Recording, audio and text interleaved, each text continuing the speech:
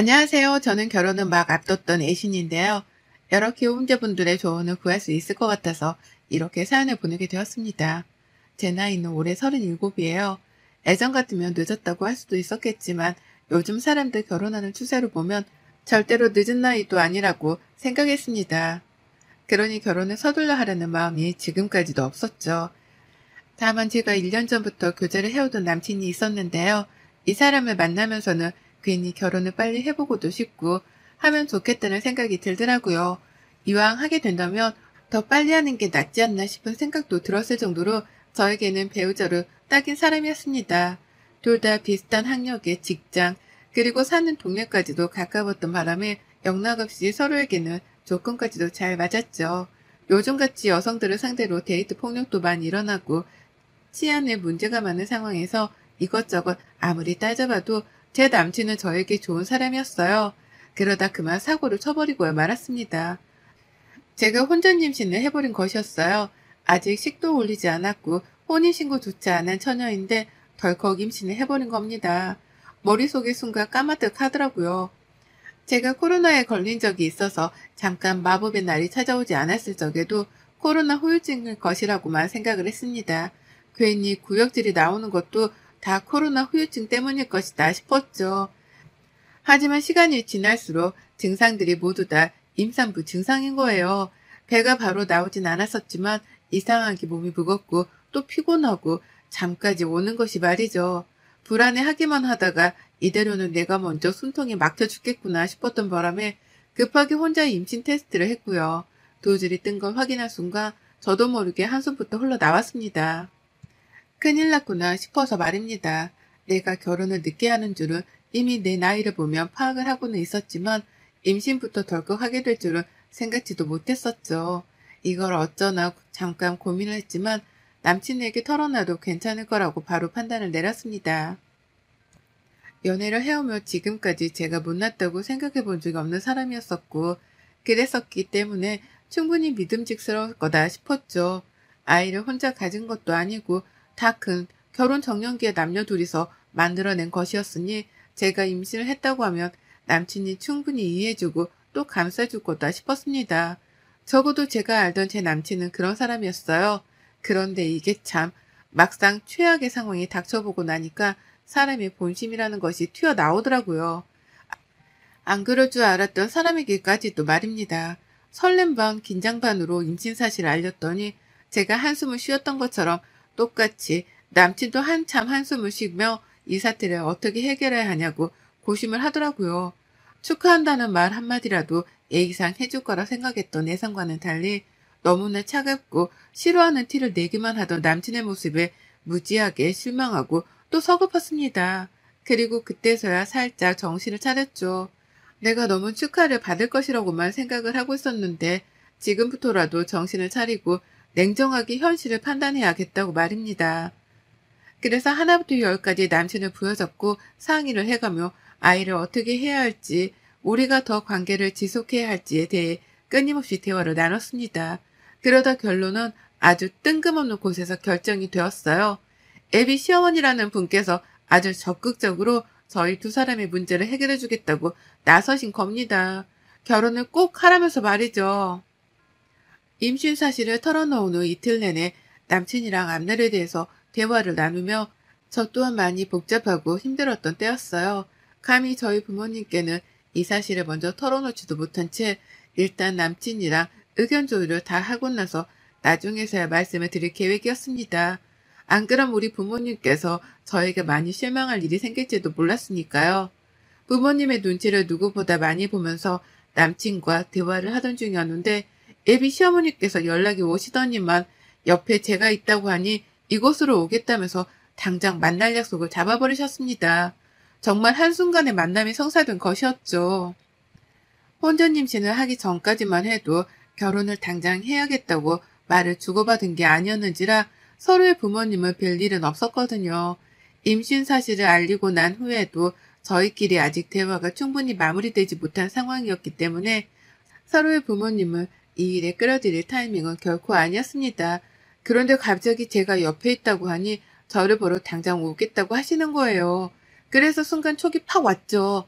남친은 이미 자기 집에다가 저의 임신 사실을 털어놓았구나 하고 말이죠.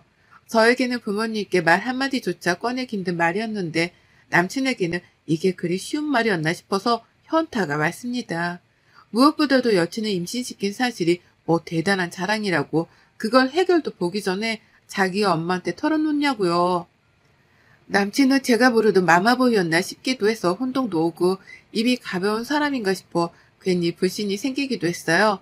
아직 아이에 대한 생각이 채 정리도 되기 전에 남친의 이런 가벼운 행동과 시어머니의 무대뽀에 두 손 두 발을 들었던 것 같습니다. 그 상태로 뵌 예비 시어머니는 계속해서 급발진을 하셨어요. 결혼을 하라고 급발진하는 차량마냥 밀어붙이신 겁니다. 내가 우리 아들 애를 임신했다는 소리를 듣자마자 어찌나 놀래 뒤집어지려 했는지 몰라요. 아가씨도 아니 이젠 아줌마인가? 내가 뭐라고 불러야 하지? 라고 하면서 자연스럽게 말도 놓으셨고 당장 제가 시집올 예비 며느리라고 확신하고는 호칭 정리도 당장 해버리셨어요. 우리 집에 들어올 며느리한테 아가라고 부르는 게 꿈이었는데 그렇게 불러도 됐지? 라고요. 졸지에 저는 이 나이를 먹고 아가라는 소리를 예비 시어머니께 듣게 되었고요. 생각보다 아이 가진 걸 부담스러워하지 않은 채 결혼을 무조건 하라며 성급하게 부추기까지 하시는 어머님의 태도를 보고선 의외로 안심이 들기 시작했어요. 나를 내치는 게 아니라 보듬어 주려고 하시는 건가 싶었거든요. 그러니 저로서는 당연히 어머님께 의지를 할 수밖에 없었습니다. 가장 최악의 상황이었는데 해결책을 제시해주는 분이 바로 시어머니셨으니까요. 그리고 전 그날 후 저희 부모님께도 임신 사실을 털어놨어요. 계획에 없는 임신을 한 것에 대해서 잘못했다고 말씀도 드렸고 아이를 가지게 되며 남친과 결혼까지 가게 되었다고도 말입니다. 당연히 저희 부모님은 많이 놀라셨고 또 약간 실망도 하신 듯 보였으나 제가 이른 나이도 결코 아니었고 결혼까지 가서 아이를 책임지겠다고 하는 모습에 안심을 하신 듯 했습니다. 그렇게 저희는 얼떨결에 해버린 혼전 임신 때문에 급하게 양가 상견례까지 잡게 되었어요. 모든 게 일사천리로 빠르게 흘러갔고 조금 성급하지 않나 싶어 불안하긴 했거든요. 하지만 제가 여기서 뭐라고 투정을 부릴 수 있는 상황은 아니었습니다. 누가 시키지도 않는 혼전 임신을 한 건 저희 커플이었기에 책임을 져도 저희가 끝까지 책임을 져야 한다 생각했거든요. 그렇게 상견례를 앞두고 저는 저대로 마음이 급해서 배가 부르기 전에 결혼식이라도 후딱 치르고자 했어요. 저의 성급한 실수였죠.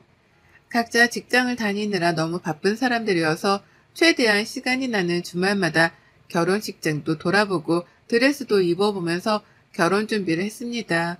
뱃속에 아이가 있었기 때문에 결혼은 너무나 당연하게 하게 될 거라 확신을 했고요. 그 바람에 상견례에서 뭔가 문제가 생길 것이라고는 전혀 생각 안 했어요. 그렇게 상견례에 관해서는 긴장조차 미룬 채로 제 결혼과 뱃속 아이한테만 열중을 했습니다. 그러다 상견례 날짜가 코앞에 다가왔고 저는 예비 어머님으로부터 전화 한 통을 받게 되었어요. 응 아가 잘 지냈니? 내가 혹시나 해서 미리 연락을 한 건데 내일 니네 부모님 데리고 나올 때 받아 적을 거 있으니까 종이랑 펜이라도 들고 나오시라고 해라. 라고 말씀을 하시더라고요. 일단 니네 부모님이라면서 저희 부모님께 애매한 호칭을 쓴 것부터 기분이 상당히 나빴는데 받아 적을 게 있으니 종이랑 펜을 가져오라고 말씀하시는 게 꼭 초등학생한테 숙제라도 내주시는 듯한 뉘앙스였습니다. 뭘 받아 적을 게 있어서 그런 거냐면서 되물어보니 어머님은 그러시더라고요. 어차피 닐 다 말할 건데 내가 지금 너한테 말을 또 해서 뭐하니? 피차 우리 서로 바쁜 사람들인데 할 말 또 하지 말고 내일 보자. 아가 너도 푹 자고. 라고요. 그렇게 전화가 마무리되었어요. 영문도 모른 채 저는 받아 적을 종이랑 펜을 챙겼고 차마 이 말을 저희 부모님께 하지는 못했습니다. 누가 들어도 애비사돈이 무례하다는 오해를 사기에 충분했으니까요. 그리고는 내심 혼자서 생각했죠. 애비 시어머니가 그냥 단순히 만만한 사람도 아닌 것 같은데 이런 예의 없는 요구까지 할 만큼 진상일 수도 있겠구나 라는 걸 말입니다. 그때부터 갑자기 저희 부모님 걱정이 되면서 걱정이 너무 되는데 다가올 상견례를 물을 수도 없고 밤새도록 잠을 제대로 자지도 못했어요. 마음고생을 너무 하느라고 말이죠. 그러다 상견례가 코앞에 찾아왔고 저는 부모님을 모신 채로 약속된 장소에 나갔어요. 남친은 자기 부모님을 모시고 나왔고요. 처음부터 안 좋았던 건 아니었습니다. 서로의 양가 부모님들이 인사도 잘 나눴고 하하호호 하면서 자리에 착석을 했어요. 애비 시어머니도 생각보다 저한테 했던 말과는 달리 저희 부모님 앞에서 입단속을 잘 하고 계시는 듯 보였고, 안 그럴 것 같던 남친도 긴장을 해서는 저희 부모님 눈치를 보는데 그 모습이 좋아 보이더라고요. 임신시켜놓고 당당하게 굽는 쓰레기 같은 놈들보다는 훨 진솔되어 보였거든요. 그렇게 저희는 식사도 잘 시작을 했고, 결혼 준비를 하는 과정부터 진행 상황, 그리고 뱃속 아이 상태 등 여러 대화를 나누느라 대화 자체는 끊기질 않고 있었습니다. 그런데요, 그 순간에 시어머니가 폭탄 발언을 터뜨리셨죠. 지금 보니 타이밍을 기다리고 계셨더라고요. 그 폭탄 발언을 던질 타이밍을 말입니다. 아가, 너 내가 가져오라는 거 가져왔지? 종이랑 펜. 라고 하면서 저에게 전날 부탁하셨던 준비물을 꺼내라 하셨습니다. 순간 모든 사람들이 저에게 시선이 쏠렸고 저는 저희 부모님 앞에서 그걸 꺼내기가 너무 쪽이 팔려서 싫었지만 일단 하라는 대로 꺼내봤어요. 뭘 시키려는 건가 싶어서 말이죠. 솔직히 전 제 이름을 종이에 한자로 적어서 무당한테 사주라도 보게 하려고 그러시는 줄 알았습니다. 그런데 정말 예상 밖이었네요. 어머님이 요구하신 건 바로 무려 예단이었습니다. 왜 이 말이 안 나오나 했지만 저희 커플은 분명 상황이 다르다고 생각했어요. 혼전 임신으로 하는 결혼이었고 양쪽에서 책임져야 하는 실수를 저질렀으니 금전적인 예단 같은 것들이 오고 가는 건 이미 사치라고 생각했습니다. 그런데 예단 목록을 말할 테니까 받아 적으라는 무례한 말로 시작을 하시더니 급기야 1억 원어치의 예단을 요구하시더라고요. 그것도 아주 뻔뻔하게요. 아가야, 그리고 사돈, 모두 아시다시피 저희 아이가 우리 집에 딱 하나 있는 아들인데 이렇게 혼전 임신을 해서 며느리를 따져보지도 못하고 창가를 보내게 되었잖아요. 이게 말이에요. 방구예요. 적어도 그에 합당한 예단이라도 해오셔야 저희가 덜 억울하지 않겠어요? 안 그러냐, 아가야? 라고 하면서 이 상황이 모두 다 자신들에게는 너무나 억울한 상황이라는 거예요. 임신을 하고 시집을 가게 되며 저도 억울한 점이 많고 후회되는 게 많은데 말이죠. 저희 부모님도 똑같이 상처받고 힘들어하셨는데 당신들만 억울하다고 1억 원의 예단을 요구하다니요. 하지만 분해 죽겠는 건 이뿐만이 아니었습니다. 예비 시어머니란 작자가 그러더라고요. 이게 다 몸을 잘 단속 못했던 네 책임인데 불만이 있고 그런 건 아니지?